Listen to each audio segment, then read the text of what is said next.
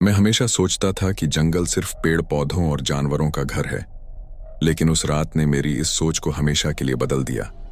शाम ढल रही थी और मैं जंगल के उस हिस्से में था जहां कभी नहीं गया था। पहले तो सब कुछ सामान्य लग रहा था, लेकिन फिर धीरे धीरे हवा का रुख बदलने लगा। अजीब फुसफुसाहटें मेरे कानों में गूंजने लगीं। ये आवाजें किसी ऐसी भाषा में थीं जिसे मैं समझ नहीं पा रहा था, जैसे कोई मुझसे कुछ कहना चाह रहा हो, लेकिन मैं समझ नहीं पा रहा था। पेड़ों की शाखाएं अब सामान्य नहीं लग रही थीं। वे लंबे टेढ़े मेढ़े पंजों की तरह मेरी तरफ बढ़ रही थीं। मैंने खुद को समझाया कि ये मेरा वहम है, लेकिन फिर एक ठंडी हवा का झोंका आया। इस हवा में एक भयानक दुर्गंध थी, सड़ी हुई लाशों जैसी। और फिर मैंने वो सुना, धीमी गीली सांसों की आवाज।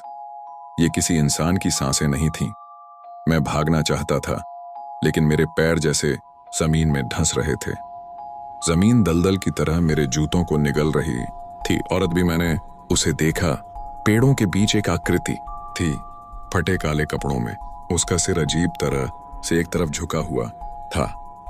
उसके चेहरे पर एक भयानक मुस्कान थी, जो मानो मेरी जान लेने के लिए तड़प रही थी। वह सीधे मेरी तरफ नहीं आया। वह धुंध में सरकता हुआ चल रहा था। मेरे अंदर की हर चीज चीख रही थी कि अगर वह मुझ तक पहुंच गया तो मैं कभी वापस नहीं लौट पाऊंगा। उस रात के बाद मैं कभी उस जंगल में नहीं गया, क्योंकि अब मैं जानता हूं कि जंगल में सिर्फ पेड़ पौधे और जानवर ही नहीं रहते।